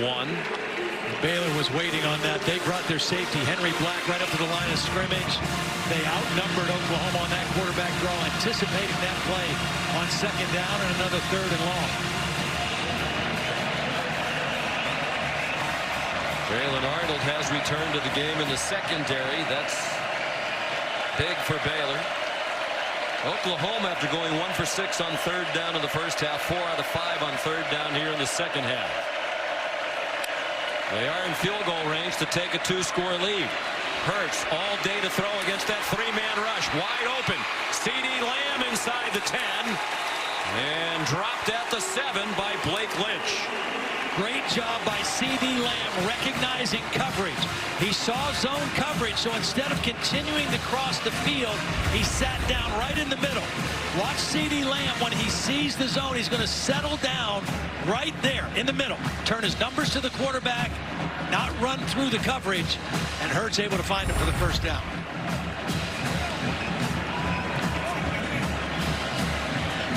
.141 yards receiving for C.D. Lamb. The 6th time this year he's had at least 135 yards receiving in a game. Jalen Hurts powers his way inside the 5. And it took 3 men to stop him. Some pushing and shoving between Willis and Miller. Sean, Matt Rule was on the sideline before that ball was snapped, holding up his hands in a symbol to say quarterback run, quarterback run. And it didn't matter. I mean, Jalen Hurts, again, just shows his power when he runs. Even if Baylor knows it's coming sometimes, his strength and power, particularly his lower body power, is what gains yards when more yards and plays are blocked for. In no hurry, already leading by a touchdown.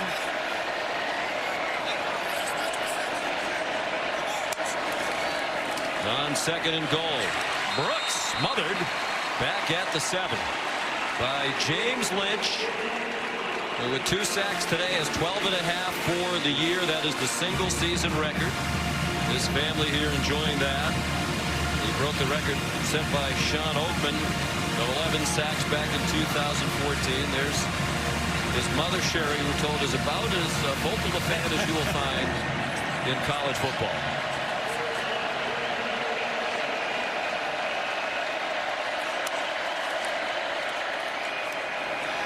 Long fake by Hurts into the end zone and off the hands of Braden Willis.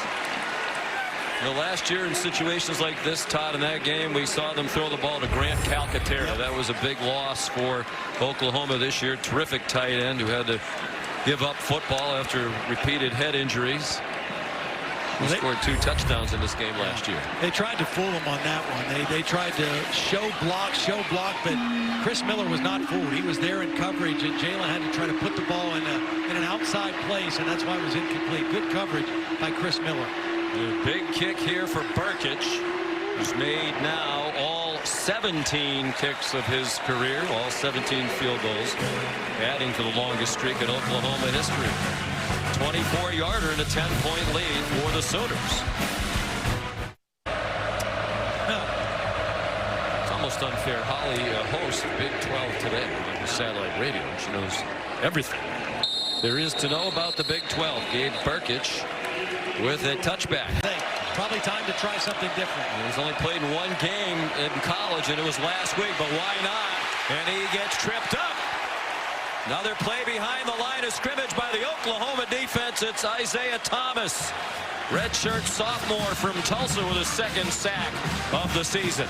Thomas was working on a tight end. That time he was working on Henley and just came on an inside stunt and then followed it to the quarterback and got the sack. And again, that's been the story for this Oklahoma defense today. Tackles behind the line of scrimmage, putting Baylor behind the chains, particularly on first down. 13 tackles behind the line of scrimmage. Zeno. Nifty throw and a catch. Tristan Ebner off to the races. Tristan Ebner to the end zone. And the extra point is good. What a shot of life that play has a chance to interject in this Baylor team. Barry Bohannon had a hard time getting anything going with the Baylor offense. Really, the same was true of Charlie Brewer, the starter. So they're on to the third string. 186 yards of offense, 81 of those on the last play.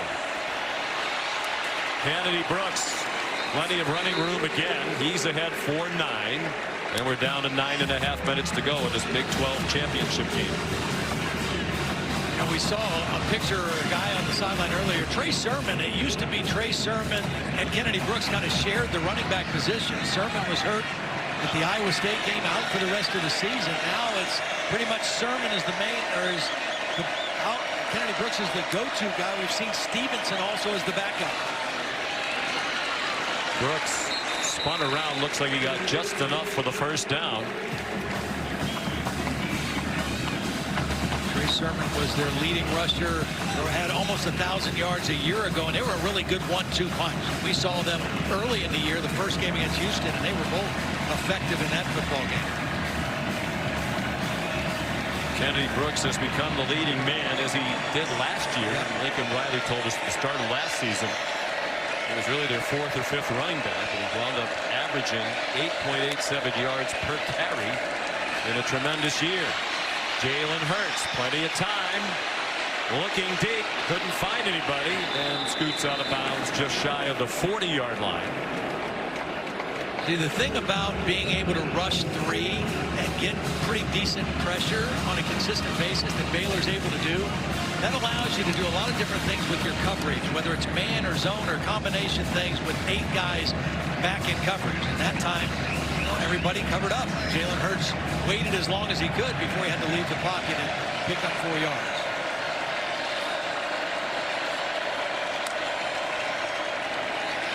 This time Baylor crowds the line of scrimmage. Hurts got it off. Another first down. Ramondre Stevenson across midfield and powers ahead to the 47-yard line. Ramondre Stevenson just kind of snuck out that time. Watch Stevenson come from this side of the backfield. He's going to go right into the line and almost duck like he's hiding. And then he's going to slip into the back, in the middle of the defense. Ducks, gets up, and gets behind the linebacker for the completion. Junior out of Las Vegas. Newcomer to Oklahoma. He's out of Cerritos Junior College. Stevenson again. No gain this time, and we're halfway through the 4th quarter now. I think you'll see Lincoln Riley have Jalen Hurts take lots of time here. Keep your foot on the pedal. Don't get complacent, but don't be in a hurry. Use the clock to your advantage. You know your defense has played lights out. They've given up a couple plays, just kind of fluky kind of plays. You got another freshman quarterback in the game. Use the clock. Pressure up the middle. Kennedy Brooks ran past that. Turned it into a gain of a couple as James Lynch missed. He hasn't done that very often during his time at Baylor. Here's a mammoth 3rd down play. I would say this might be the play of the game for Baylor's defense right here. Under 7 minutes. Your 3rd string quarterback in. You're in the game down 3. You got to get a stop here just inside the 50. Not in field goal range. You wouldn't think they would go for it unless they got much closer to the line to gain than the 9 yards they have to make right now. They stick with a 3-man rush.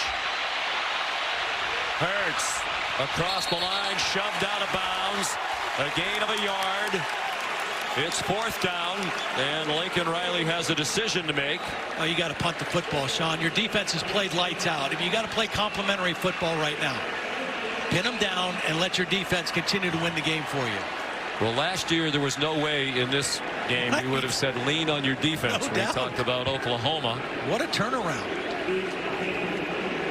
And not just today. I mean, all season. They have had their moments where it started to go sideways on them, but by and large, incredible improvement from last year.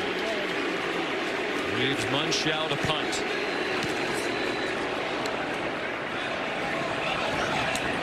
And a fair catch made by Braylon. Pressure in his face. This guy is Jacob Zeno, just came off the bench. He's on target again. What an arm he has displayed, and they finally get a ball to their leading receiver, Denzel Mims. His first catch of the game, good for 18 yards. There is a flag back near the line of scrimmage.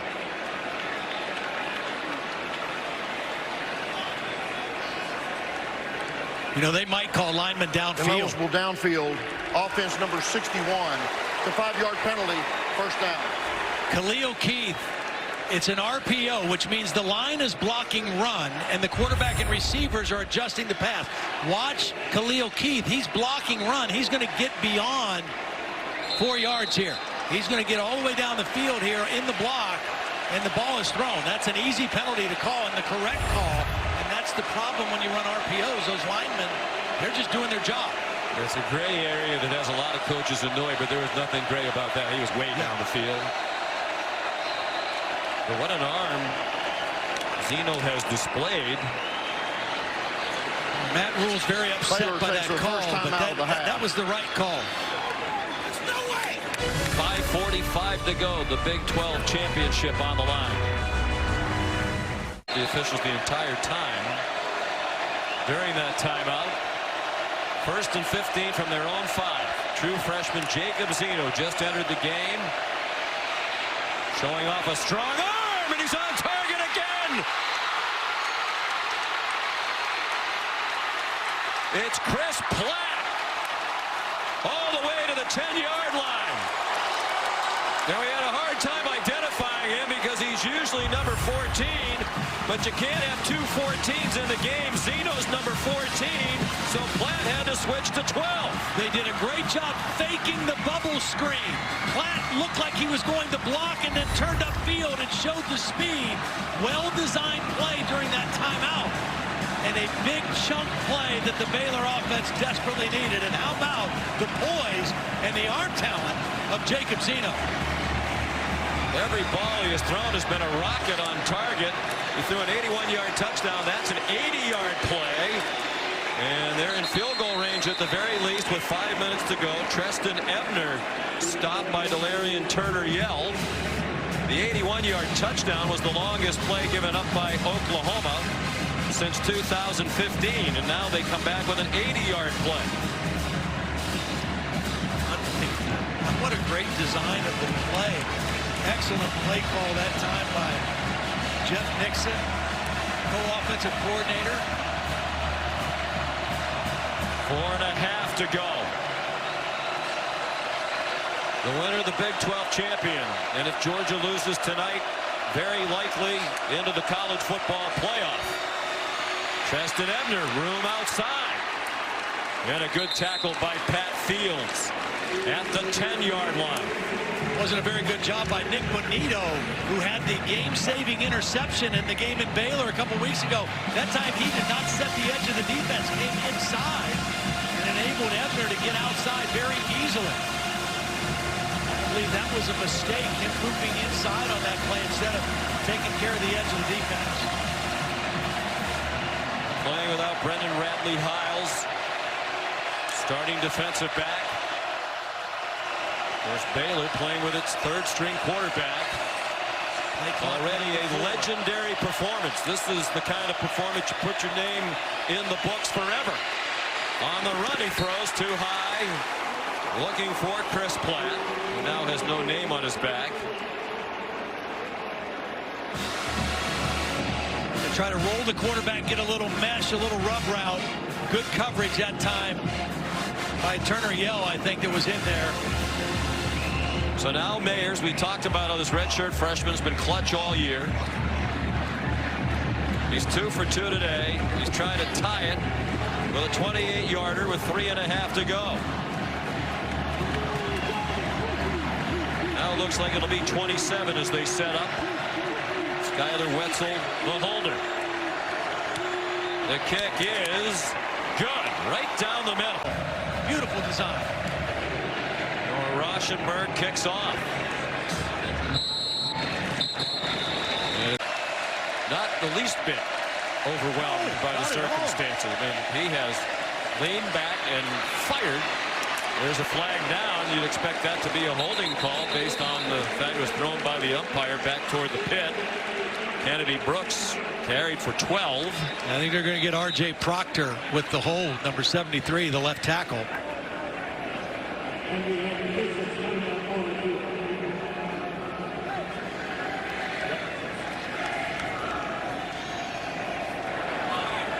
Holding. Offense, number 73. 10-yard penalty from the previous spot. Replay first down. R.J. Proctor. Meanwhile, Kennedy Brooks and Chris Miller are still down. Yeah, it was a hard collision right in the middle of the field with helmet contact. Remember, we talked about Chris Miller's already had 3 targeting fouls on the year. He goes in with his shoulder that time. He didn't lead with his helmet, so he did the right thing there. Kennedy Brooks lowered his head. Just a hard physical collision at the end of that run. Miller walks off, and Kennedy Brooks still down. You can see that they're grabbing at the back of his neck. Again, there's Trey Sermon, who was lost after the Iowa State game. Ramondre Stevenson, who we've seen a decent amount of today, will be the guy in there now. It's good to see Brooks has been moving his legs. I think that was at the request of the medical staff. He kicked both legs up into the air a moment ago.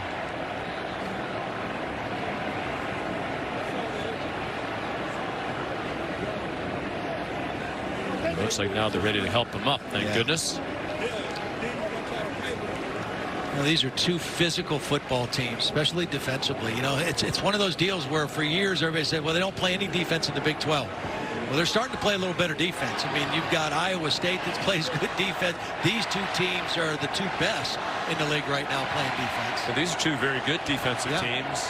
Much improved, both of them. Baylor's giving up more than 13 points per game fewer than a year ago.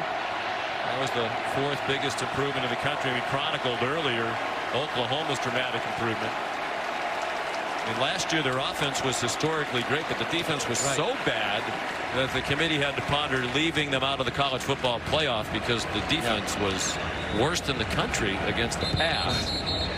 The committee won't have to worry about that this year if Oklahoma is under consideration. Well, this is going to fall on Jalen Hurts now.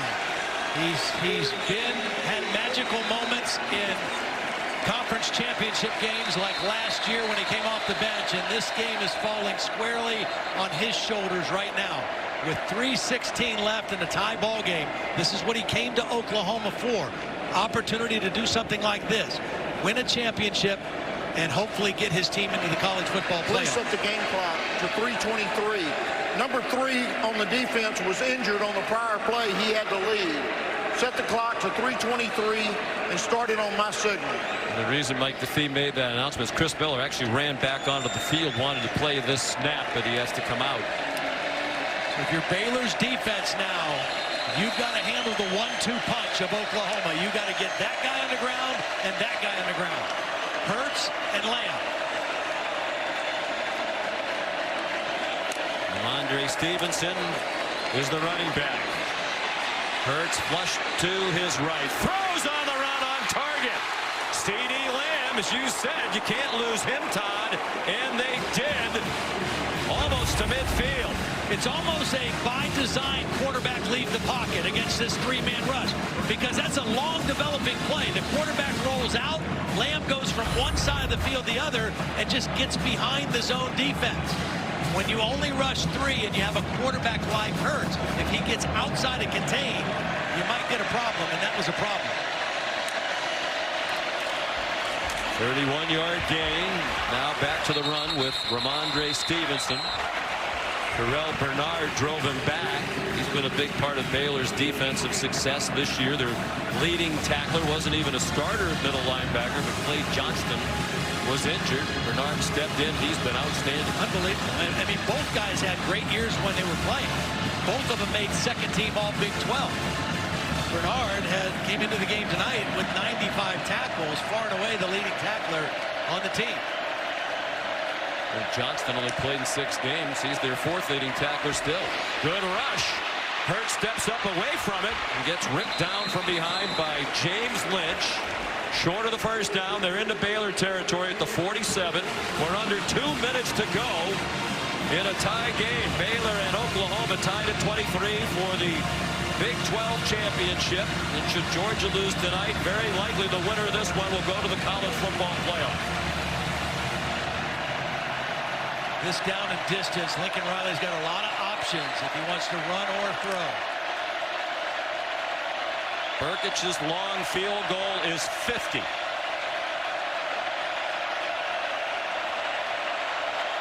Baylor showing man coverage right now with the potential pressure, and Lincoln Riley wants a timeout. With a crucial 3rd down and 3 Oklahoma coming here. Takes his second timeout of the half. This will be a 1-minute timeout.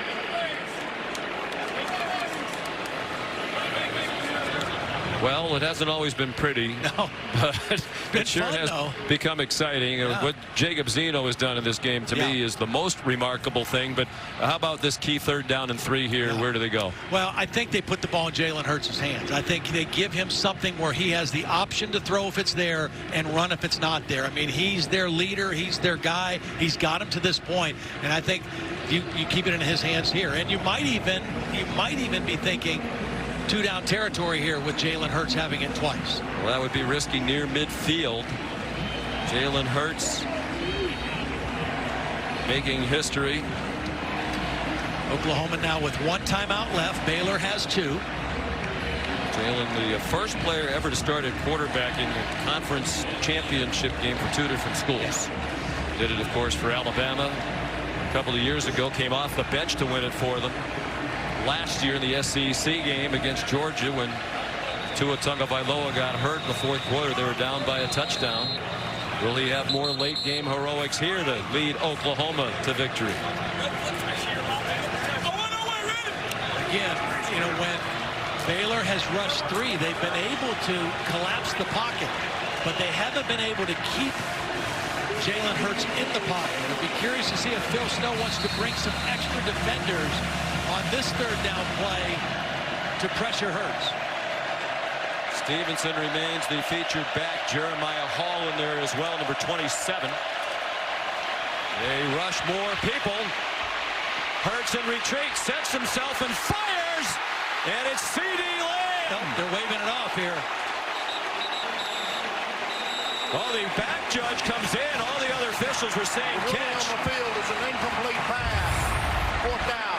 The officials were getting ready to mark the ball inside the 35, but the back judge emphatically came in and he got the call right. Credit Donnie Altman, the back judge, with the best view of it. Clearly an incomplete pass, and now what does Lincoln Riley do on 4th and 3, 1:14 to go, tied at 23. He's going to punt the football, and probably the smart thing to do. Your defense has played well enough for you to win. You've leaned on your defense. See if they can get another stop. Perhaps at Oklahoma, they're long overdue for the defense to carry the offense. You know, it's interesting because when we talked to Alex Grinch, he said we don't want to blame it on the offense. Say, hey, go win it for us. They have their own standard now. Reeves Munchau the punt. Lands near the 15. And takes a great bounce. They almost waited too long. Inside the one. Michael Hasty lined up behind him. He is under center. That's all you can do. Now, Oklahoma can stop it once if they want to. But if you're Baylor, you're playing for overtime right now. I mean, you're too far back in your own territory. You fought your way back with the third quarterback. You just want to play this game in overtime now. 4 fourth quarter come from behind wins this season against Iowa State, Texas Tech, Oklahoma State, TCU, trailed in the fourth quarter in all of them, rallied to win all of them.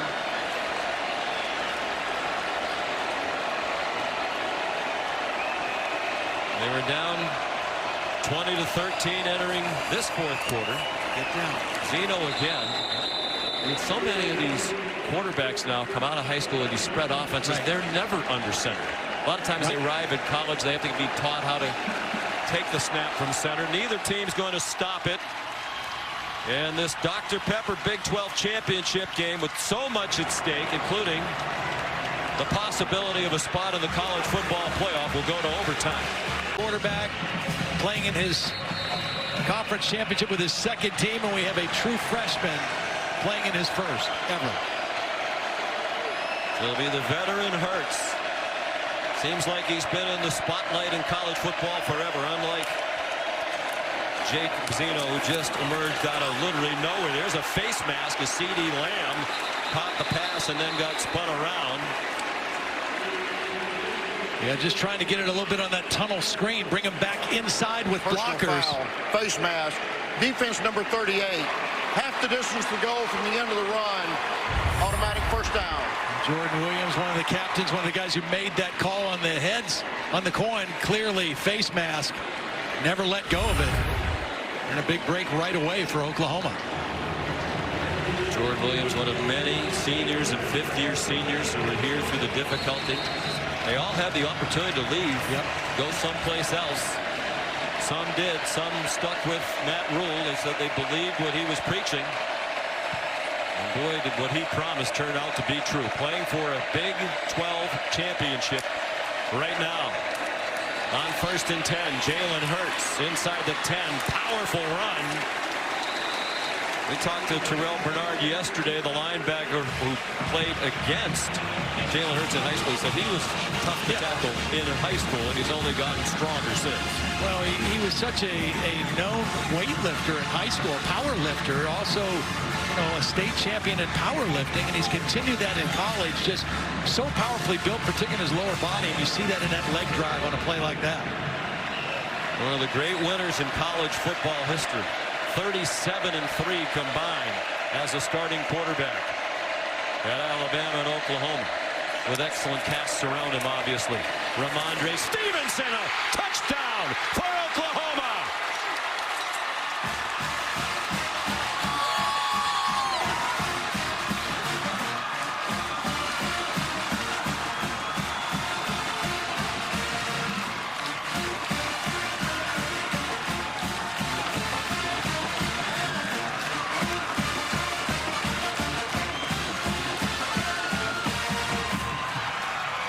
And here's a big extra point for Gabe Burkich.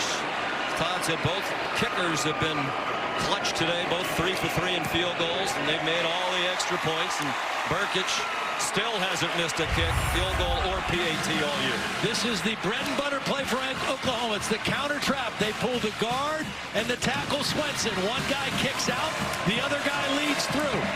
There's the kick out, there's the lead through, and Stevenson into the end zone, and Oklahoma scores on their first overtime possession.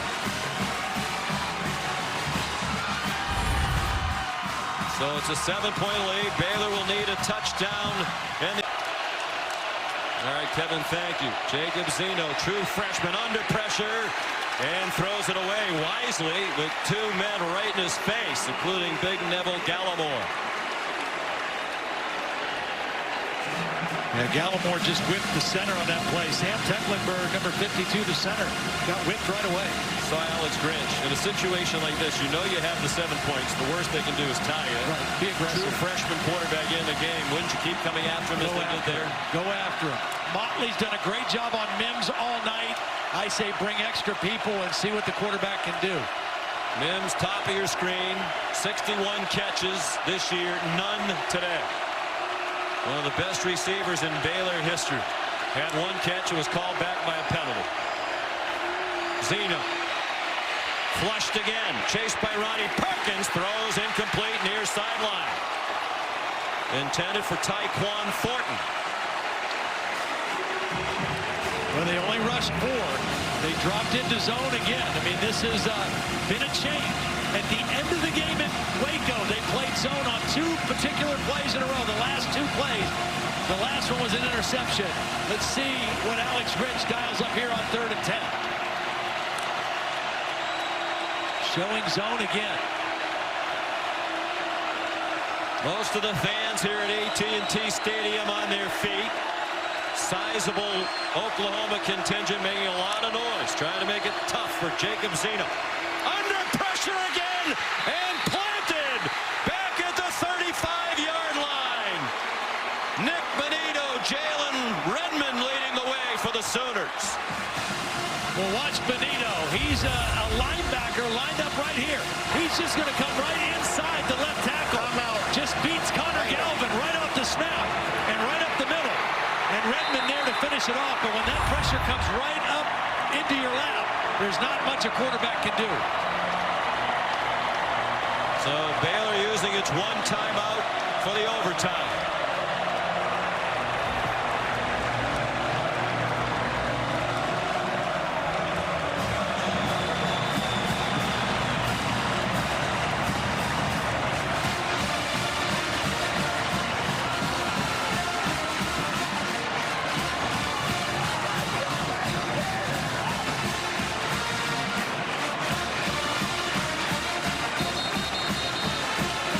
And 20.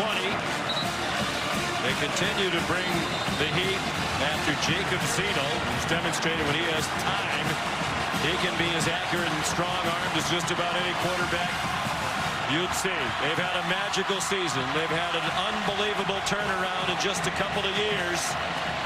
But they're down to 1 play to try to stay alive for the Big 12 title and the national championship picture. I think you got to get the quarterback out of the pocket, maybe roll him to the field here. They rush 4, drop everybody else, and they still get there. He got the throw off. It's incomplete, and Oklahoma is the Big 12 champion again.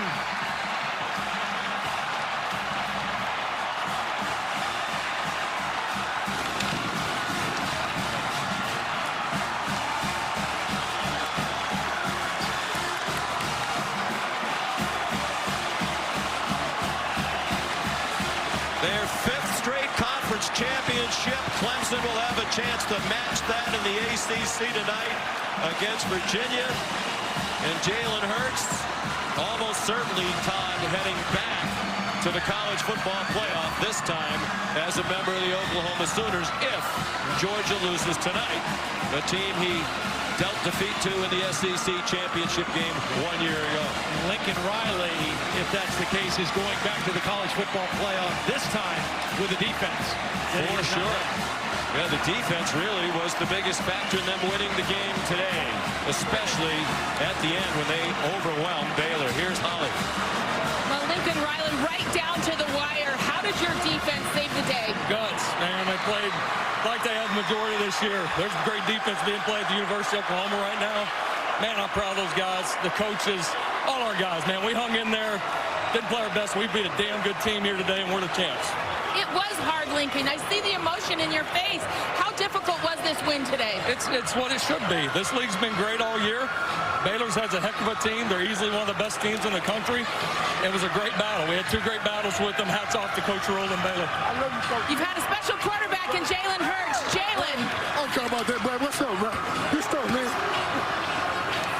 You win the championship for the Big 12 in your first season playing in this conference. How wild has this year been for you behind the scenes? We talk about the perseverance of this team and how hard we work. As soon as I got here, man, putting the work in every day. And we set out, to do this, and we did, but we're not done. So we're happy about this. We're very excited. I know better than to ask you that, Jalen, by now. But directly with your teammates. They voted you a captain. How has this brotherhood surrounded you for success? I love this guy. I love these guys. They took me in, made me one of them. They accepted me as their leader, and through my goods and my bads, they have my back all the time, and I love them. Years from now, when we talk about your story in college football, how will we describe this crazy ride you've been on? Well, I hope the story ain't over. Thank you. It's had some remarkable twists and turns. This game did as well. Jalen Hurts, 11 out of 13 passing, by the way, in the second half. Clutch as usual, and it matters most. Jacob Zeno, scout team quarterback earlier in the week, into the game as the third quarterback for Baylor. His performance will long be remembered. Oklahoma perhaps on to the playoff. And if not, at the very least, the Sugar Bowl. If they go to the playoff, it's Baylor in the Sugar Bowl. The Big 12 trophy ceremony on ESPN Plus right now. And we'll send you to Cincinnati and Memphis after these messages.